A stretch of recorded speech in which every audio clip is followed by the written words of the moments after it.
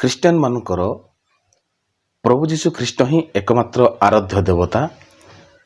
ସେମାନେ କାହିଁକି ପ୍ରଭୁ ଯୀଶୁ ଖ୍ରୀଷ୍ଟଙ୍କୁ ମାନନ୍ତି ତାର ଏକମାତ୍ର କାରଣ ହେଲା ପ୍ରଭୁ ଯୀଶୁ ଖ୍ରୀଷ୍ଟ ମୃତ୍ୟୁକୁ ହରାଇ ସେ ପୁନର୍ଜୀବିତ ହେଇଛନ୍ତି, ଅର୍ଥାତ୍ ମୃତ୍ୟୁ ତାଙ୍କ ଆଗରେ ହାର ମାନିଛି। ଆମେ ଯେତେ ଜଗତକୁ ଆସିଛୁ ଅର୍ଥାତ୍ ସଂସାରକୁ ଆସିଛୁ, ଆମେ ସମସ୍ତେ ଦିନେ ନା ଦିନେ ମରିବା ନିହାତି, କିନ୍ତୁ ବଞ୍ଚିବାର ସମ୍ଭାବନା ନାହିଁ। କିନ୍ତୁ ପ୍ରଭୁ ଯୀଶୁ ଖ୍ରୀଷ୍ଟ ଏକମାତ୍ର ବ୍ୟକ୍ତି ଯିଏକି ମୃତ୍ୟୁକୁ ହରାଇ ପୁନର୍ଜୀବିତ ହେଇଛନ୍ତି, ଅର୍ଥାତ୍ ତାଙ୍କ ଆଗରେ ମୃତ୍ୟୁ ବି ହାର ମାନିଲା। ଆଉ ଏଇ ଗୋଟିଏ କାରଣ ପାଇଁ ଖ୍ରୀଷ୍ଟିଆନ ମାନେ ପ୍ରଭୁ ଯୀଶୁ ଖ୍ରୀଷ୍ଟଙ୍କୁ ପରମେଶ୍ୱର ହିସାବରେ ମାନନ୍ତି। କାରଣ ଅନେକ ଦେବାଦେବୀ ଅଛନ୍ତି, ଅନେକ ଧର୍ମରେ ସେମାନେ କେହି ବି ମୃତ୍ୟୁକୁ ହରାଇ ପୁନର୍ଜୀବିତ ହେଇନାହାନ୍ତି। ଖ୍ରୀଷ୍ଟିଆନ ମାନଙ୍କର ପରମେଶ୍ୱର ଯେ ପ୍ରଭୁ ଯୀଶୁ ଖ୍ରୀଷ୍ଟ, ସିଏ ହିଁ ମୃତ୍ୟୁରୁ ବିଜୟ ହୋଇଛନ୍ତି। ସେଥିପାଇଁ ପ୍ରଭୁ ଯୀଶୁ ଖ୍ରୀଷ୍ଟ ଏକମାତ୍ର ପରମେଶ୍ୱର ଅଟନ୍ତି, ତତ୍ ସଙ୍ଗେ ସଙ୍ଗେ ଖ୍ରୀଷ୍ଟିଆନ ମାନଙ୍କର ଆସ୍ଥା ବି ଅଟନ୍ତି ସିଏ। ତ ଅନେକ ଲୋକ କହନ୍ତି କି ପ୍ରଭୁ ଯୀଶୁ ଖ୍ରୀଷ୍ଟଙ୍କୁ ଯେତେବେଳେ କ୍ରୁଶରେ ମାରି ଦିଆଗଲା, ଆଉ ସେତେବେଳେ ପ୍ରଭୁ ଯୀଶୁ ଖ୍ରୀଷ୍ଟ ସମ୍ପୂର୍ଣ୍ଣ ଭାବରେ ମୃତ୍ୟୁ ଭୋଗ କରିନାହାନ୍ତି, ସିଏ ଚେତାଶୂନ୍ୟ ହୋଇ କବର ମଧ୍ୟରେ ରହିଥିଲେ। ଆଉ କେହି କେହି କହନ୍ତି ଭାରତୀୟ ସାଧୁସନ୍ଥ ମାନେ ଯେଉଁ ମହାସମାଧି ଯୋଗକ୍ରିୟା ସାଧନ କରନ୍ତି, ତାହା ଶିକ୍ଷା କରି ପ୍ରଭୁ ଯୀଶୁ ଖ୍ରୀଷ୍ଟ ସୂକ୍ଷ୍ମ ଭାବରେ କବର ମଧ୍ୟରେ ରହିଲେ। ତ ମୋର ପ୍ରିୟମାନେ, ଇଏ କଥାଟା କେତେ ଦୂର ସତ ଆଉ ଯୁକ୍ତିଯୁକ୍ତ ତାହା ଆସନ୍ତୁ ଆମମାନେ ବିସ୍ତୃତ ଭାବରେ ଆଲୋଚନା କରିବା। ତ ମୁଁ ସ୍ୱାଗତ କରୁଛି ମୋର ୟୁଟ୍ୟୁବ୍ ଚ୍ୟାନେଲକୁ। ଆପଣମାନେ ପୂର୍ବ ଭିଡ଼ିଓରେ ମୋତେ ଅନେକ ଭଲ ପାଇବା ଦେଇଥିବା ଯୋଗୁଁ ଆପଣମାନଙ୍କୁ ବହୁତ ବହୁତ ଧନ୍ୟବାଦ। ଅନେକ ସବସ୍କ୍ରାଇବ୍ କରିଛନ୍ତି, କମେଣ୍ଟ କରିଛନ୍ତି, ବଢ଼ିଆ ବଢ଼ିଆ କମେଣ୍ଟ କରିଛନ୍ତି, ସେଥିପାଇଁ ମୁଁ ବିଶେଷ କରି ଆପଣମାନଙ୍କୁ ଧନ୍ୟବାଦ ଦିଏ। ପ୍ରଭୁ ଆପଣମାନଙ୍କୁ ଆଶୀର୍ବାଦ କରନ୍ତୁ।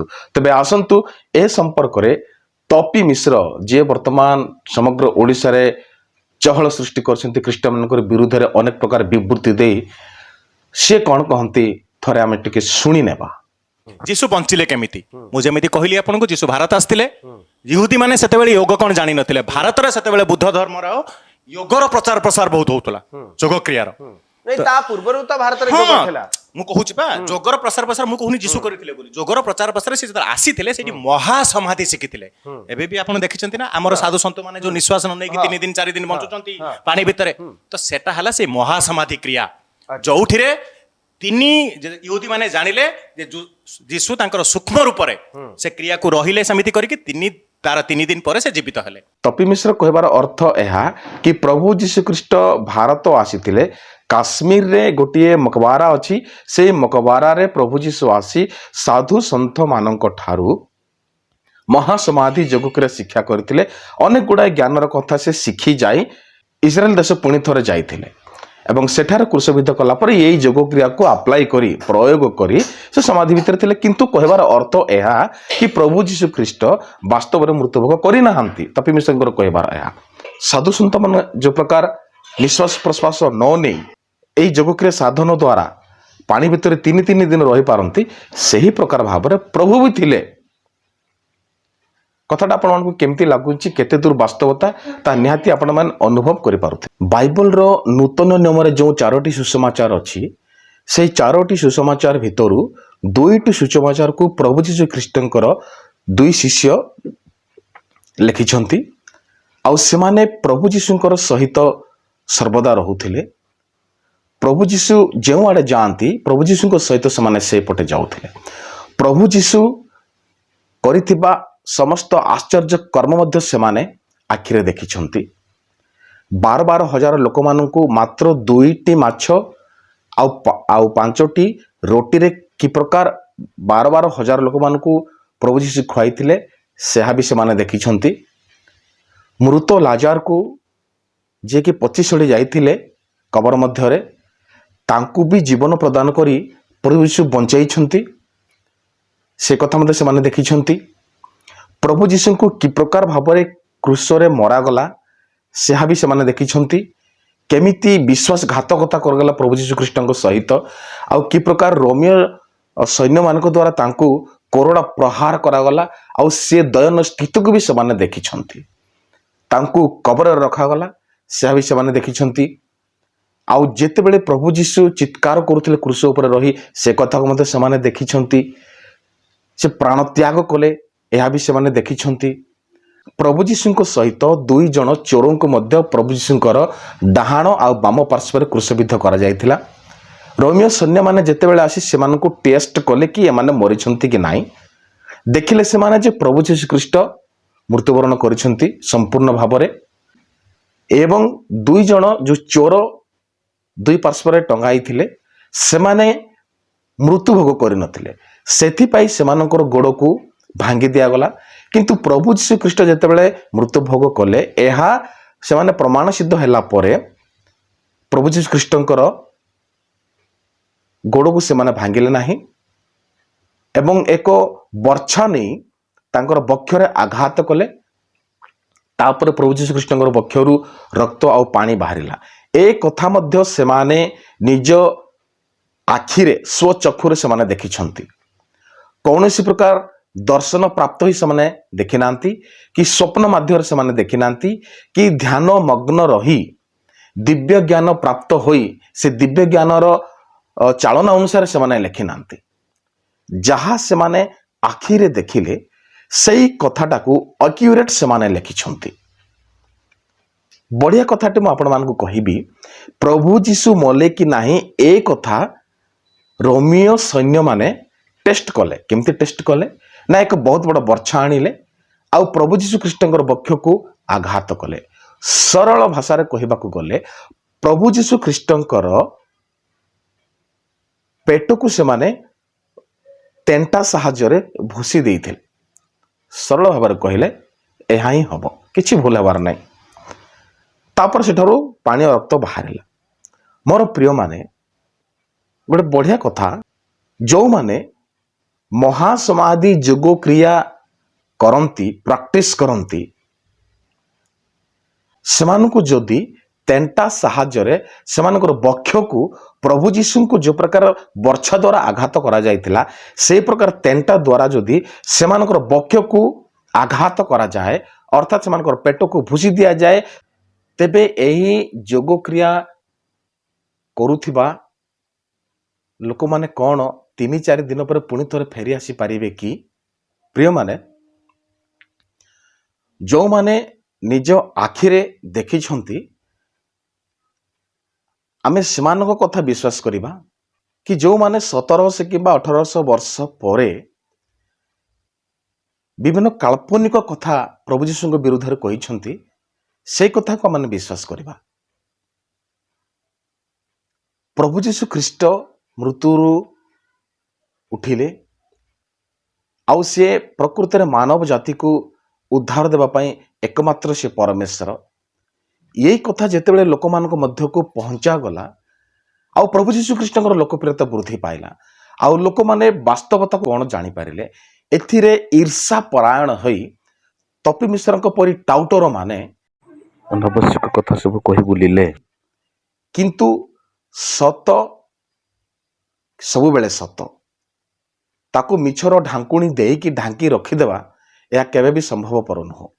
ଆଜି ନହେଲେ କାଲି ନିହାତି ସତ୍ୟତା ଲୋକମାନଙ୍କର ସାମ୍ନାକୁ ଆସିବ ହିଁ ଆସିବ। ଆଜିକୁ 2000 ବର୍ଷ ହେଲା ଯେଉଁ ସତ୍ୟ ହୋଇ ଆଜି ପର୍ଯ୍ୟନ୍ତ ରହି ଆସିଅଛି ସେ ଆଗକୁ ମଧ୍ୟ ସତ୍ୟ ହୋଇ ହିଁ ରହିବ। କୌଣସି ପ୍ରକାର ଈର୍ଷାଳୁ ବ୍ୟକ୍ତି ଦ୍ୱାରା କି ଟାଉଟର ମାନଙ୍କର ଦ୍ୱାରା ତାକୁ ଅନେକ ପ୍ରକାର ପ୍ରୟାସ କରାଯାଇଛି କି ଏ କଥାକୁ ଚାପି ଦେବା ପାଇଁ, କିନ୍ତୁ କେବେ ବି ତାହା ସେ ପ୍ରକାର ରହିନାହିଁ। ପ୍ରଭୁ ଯୀଶୁ ଖ୍ରୀଷ୍ଟ ମୃତ୍ୟୁକୁ ହରାଇ 3 ଦିନରେ ଉଠିବା ପରେ ମଧ୍ୟ ପଇସା ସେମାନଙ୍କୁ ଦେଇ ଏ କଥା ପ୍ରଚାର କରିବା ପାଇଁ କୁହାଗଲା କି ପ୍ରଭୁ ଯୀଶୁ ଖ୍ରୀଷ୍ଟ ଯେତେବେଳେ କବରରେ ଥିଲେ ଶିଷ୍ୟମାନେ ତାଙ୍କର ମୃତଦେହକୁ ଚୋରି କରି ନେଇଯାଇଛନ୍ତି। ଆଉ ଏଇ ଯେଉଁ ମିଥ୍ୟା ପ୍ରଚାର କରାଯିବା ପାଇଁ ଚେଷ୍ଟା କରାଗଲା ଆଉ ତାହା କେବେ ବି ସଫଳ ହେଲା ନାହିଁ। ଆଜିକୁ 2000 ବର୍ଷ ହେଲା ସେହି ସତ୍ୟତା ଲୋକମାନଙ୍କ ମଧ୍ୟରେ କାର୍ଯ୍ୟ କରି ଆସିଛି। ଯେଉଁ ପ୍ରଭୁ ଯୀଶୁ 12,000 ଲୋକଙ୍କୁ ମାତ୍ର 2ଟି ଭଜା ମାଛ ଆଉ 5ଟି ରୁଟିରେ ପେଟ ପୂରା ଖାଇବାକୁ ଦେଇଥିଲେ, ଯେଉଁ ପ୍ରଭୁ ଯୀଶୁ 4 ଦିନର ମଢ଼ ଯିଏ ସମାଧି ଭିତରେ ଥିଲେ ଲାଜାର, ତାଙ୍କୁ ସେ ଜୀବନ ଦେଇ ପୁଣି ଥରେ ସମାଧି ଭିତରୁ ବଞ୍ଚେଇ ଆଣିଥିଲେ। ଏବଂ ଗୋଟିଏ ବିଧବାର ଗୋଟିଏ ବୋଲି ସନ୍ତାନ ଥିଲା, ଯାହାକୁ କି ଲୋକମାନେ କବର ଦେବା ପାଇଁ କୋକେଇରେ ଉଠେଇ ନେଇଯାଉଥିଲେ। ତାଙ୍କୁ ପ୍ରଭୁ କୋକେଇକୁ ରଖି କୋକେଇକୁ ଛୁଇଁଲେ ଏବଂ ତାଙ୍କୁ ପୁଣି ଥରେ ତାଙ୍କୁ ଜୀବନ ପ୍ରଦାନ କରିଥିଲେ। ସେହି ପ୍ରକାର ଅଦ୍ଭୁତ କାର୍ଯ୍ୟ କରିଥିବା ଜଣେ ସର୍ବଶକ୍ତିମାନ ପ୍ରଭୁ ଯୀଶୁ ଖ୍ରୀଷ୍ଟଙ୍କୁ ମୃତ୍ୟୁରୁ ଉଠିବା, କବରରୁ ଉଠିବା ପାଇଁ କ'ଣ ଶକ୍ତି ନଥିଲା? ଯେଉଁଥିପାଇଁ କି ସେ ମହାସମାଧି ଯୋଗକ୍ରିୟା କରିବାକୁ ତାଙ୍କୁ ଆବଶ୍ୟକ ପଡ଼ିଥିଲା। ଭାଇ, ଏସବୁ କଥା କାହାକୁ କହୁଛନ୍ତି ଆପଣମାନେ? ଏସବୁ ଭଣ୍ଡାମି ଆମ ସାମ୍ନାରେ କରନ୍ତୁ ନାହିଁ। ପ୍ରଭୁ ଯୀଶୁ ଯେ ସଂସାରକୁ ଆସିଥିଲେ, ଦୁନିଆରେ ଥିଲେ, ଇତିହାସ ସ୍ପଷ୍ଟ ଭାବରେ ସେ କଥାର ପ୍ରମାଣ ଦିଏ। ଏମିତି କେଉଁ ଭଗବାନ ସଂସାରରେ ଥିଲେ ଯାହାର ଐତିହାସିକ ପ୍ରମାଣ ରହିଛି? ଆଜି ଅନେକ ବଡ଼ ବଡ଼ ଐତିହାସିକ ମାନେ କହିଲେ ଯେ ଅନେକ ଯେଉଁ ପୋଥି ପୁରାଣ ସବୁ ରହିଛି ଭାରତରେ, ତାହା ସମ୍ପୂର୍ଣ୍ଣ ମାତ୍ରାରେ କାଳ୍ପନିକ ଅଟେ। ମୋର ପ୍ରିୟମାନେ, ଏହି ଲୋକମାନଙ୍କର ଭଣ୍ଡାମିର ଶିକାର ଆପଣମାନେ ହୁଅନ୍ତୁ ନାହିଁ। ପ୍ରଭୁ ଆପଣମାନଙ୍କୁ ଜ୍ଞାନ ଏବଂ ବୁଦ୍ଧି ଦେଇଛନ୍ତି। ଆପଣମାନେ ଖୋଜନ୍ତୁ, ରିସର୍ଚ୍ଚ କରନ୍ତୁ, ଅସତ୍ୟ କ'ଣ ତାହା ଜାଣିବାକୁ ଚେଷ୍ଟା କରନ୍ତୁ। ଆପଣମାନଙ୍କୁ ଯଦି ପାପରୁ ମୁକ୍ତି ଦରକାର, ମୋକ୍ଷ ଦରକାର, ତେବେ ପ୍ରଭୁ ଯୀଶୁ ଖ୍ରୀଷ୍ଟଙ୍କ ବ୍ୟତୀତ ଆଉ କାହାଠାରେ ଆପଣମାନଙ୍କ ପାପରୁ କ୍ଷମା, ଆଉ ପାପରୁ ମୁକ୍ତି, ଆଉ ମୋକ୍ଷ ମିଳିପାରିବ ନାହିଁ। ଯେଉଁମାନେ ମୋର ଏହି ଭିଡ଼ିଓକୁ ଦେଖୁଛନ୍ତି, ସେମାନଙ୍କୁ ମୁଁ ଗୋଟେ ଖୋଲା ଚ୍ୟାଲେଞ୍ଜ ଦେଉଛି। ଆଉ ମୁଁ ଆଜି ନିହାତି ହିନ୍ଦୁ ହେଇଯିବି। 40 କିମ୍ବା 45 ବର୍ଷର ଖ୍ରୀଷ୍ଟିଆନ ଆଜି ମୁଁ ନିଷ୍ପତ୍ତି ନେଇଛି ମୁଁ ହିନ୍ଦୁ ହେଇଯିବି, କିନ୍ତୁ ଗୋଟିଏ ସର୍ତ୍ତରେ। ପ୍ରଭୁ ଯୀଶୁ ଖ୍ରୀଷ୍ଟଙ୍କୁ ଯେ ପ୍ରକାର ଭାବରେ ଟେଷ୍ଟ କରାଗଲା କିଏ ମରିଛନ୍ତି କି ନାହିଁ ବୋଲି, ତାଙ୍କର ବକ୍ଷରେ ବର୍ଚ୍ଛାଘାତ କରାଗଲା। ଆଉ ଠିକ୍ ସେ ପ୍ରକାର ଯଦି ଭାରତୀୟ ସାଧୁ ଓ ସନ୍ଥମାନଙ୍କୁ ବର୍ଚ୍ଛା ଦ୍ୱାରା ବର୍ଚ୍ଛାଘାତ କରାଯାଏ, ଯେ ପ୍ରକାର ଯୀଶୁକୁ କରାଗଲା ଆଉ ଯୀଶୁଙ୍କର ବକ୍ଷରୁ ରକ୍ତ ଆଉ ପାଣି ବାହାରିଲା, ସେ ପ୍ରକାର ସେମାନଙ୍କର ବକ୍ଷରୁ ମଧ୍ୟ ସମ୍ପୂର୍ଣ୍ଣ ମାତ୍ରାରେ ରକ୍ତ ବାହାରିବାର ଅଛି। ଆଉ ସେମାନଙ୍କୁ ପାଣିରେ ରଖିଦେବା। 3-4 ଦିନ ସେମାନେ ସେ ପ୍ରକାର ରହିଲା ପରେ ଯଦି ବଞ୍ଚି ଆସୁଛନ୍ତି, ଆଉ ତେବେ ଏହି ମୁହୂର୍ତ୍ତରେ ମୁଁ ପ୍ରଭୁ ଯୀଶୁ ଖ୍ରୀଷ୍ଟଙ୍କୁ ଛାଡ଼ି ହିନ୍ଦୁ ଦେବାଦେବୀମାନଙ୍କର ସେବା କରିବି।